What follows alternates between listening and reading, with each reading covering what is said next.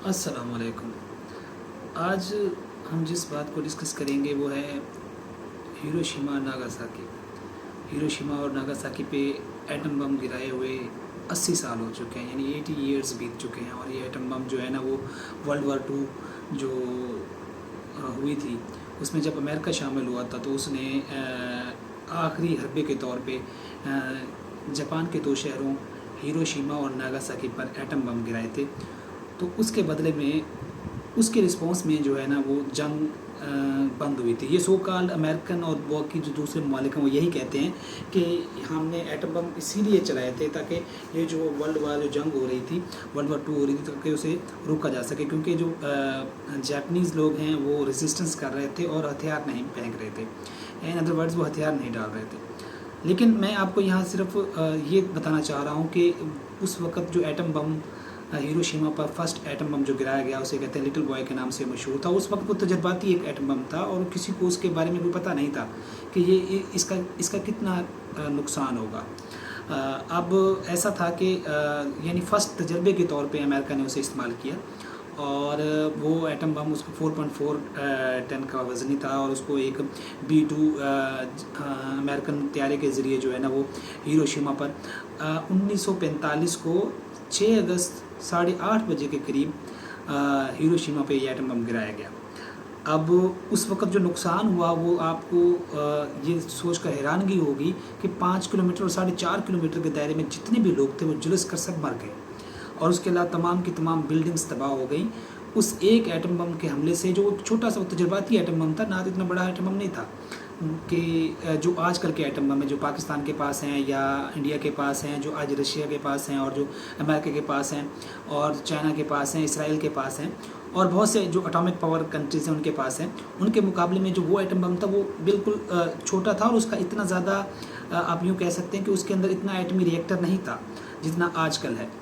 तो उसके बदले में तकरीबन 100 काल जो लोग कहते हैं कि उसी दिन जिस दिन ये अटैक हुआ था, जिस दिन ये एटम बम गिराया गया,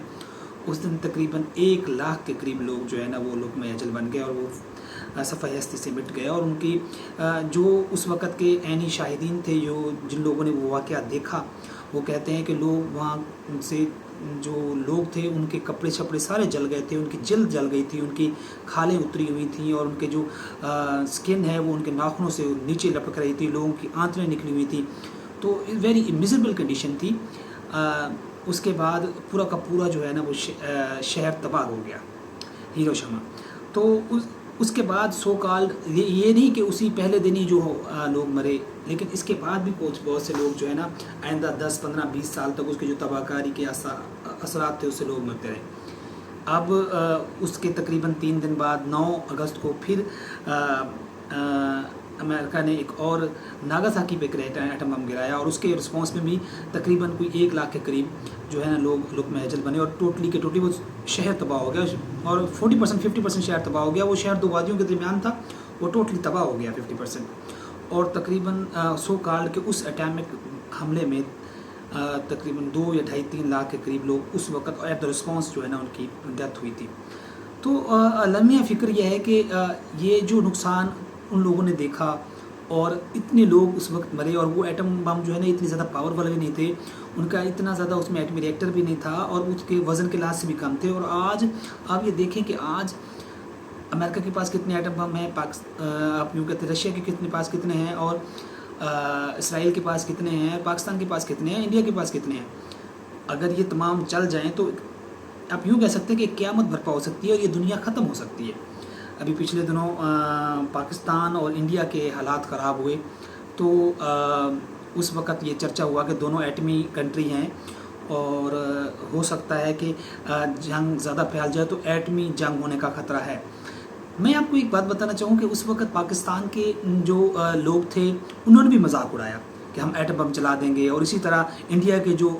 लोग थे उन्होंने भी मजाक उड़ाया कि हम भी एटम बम चला देंगे और हमारे पास भी एटम बम है और हम पाकिस्तान की इस एटमी धमकी से डरते नहीं हैं।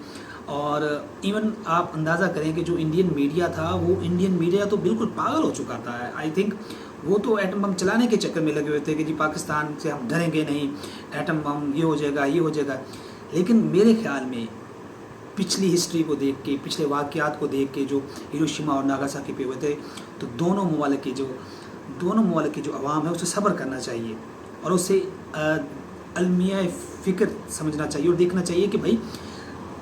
کتنے لوگوں کی جان جو ہے نا وہ اسٹیک پہ لگ جائے گی، اور اگر خدا نہ خواستہ کوئی بھی ملک جو ہے پاکستان یا انڈیا ان میں سے کوئی بھی ایٹم بم چلاتا ہے تو ایک سیریز سٹارٹ ہو جائے گی، اور دونوں کے پاس جتنے ایٹم بم ہیں وہ ایک دوسرے پہ پھینک دیں گے اور یوں سے دنیا ختم بھی ہو سکتی ہے۔ اس سے صرف یہ نہیں کہ پاکستان اور انڈیا تباہ ہوگا، اس کے علاوہ جو اس کے ساتھ ممالک ہیں ان پہ تابکاری اثرات جائیں گے اور اس کے ایشیا پورا خطرے میں پڑ سکتا ہے۔ لیکن ہم تو ایک جنون کے شکار میں ہیں، پاکستانی یا انڈین جو بھی ہیں، کہ بھائی ہم نہیں ڈرتے اس ایٹمک دھمکی سے، اور ہم جو ہے نا دونوں ممالک پہ جنگ اور خاص طور پر جو اب انڈین میڈیا ہے وہ کہہ رہا تھا جی ہم نے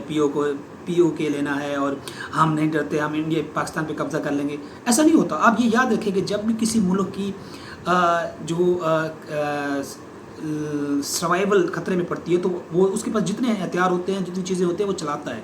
اور سیم اسی طرح پاکستان کے ساتھ بھی اور سیم اسی طرح انڈیا کے ساتھ بھی ہوگا۔ ان میں سے جو بھی ممالک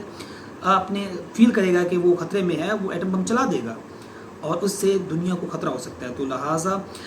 پچھلی ہیروشیما اور ناگاساکی کے حالات کو دیکھ کے اور ان کی جو پچھلی ایٹم بم ہیں ان کو دیکھ کے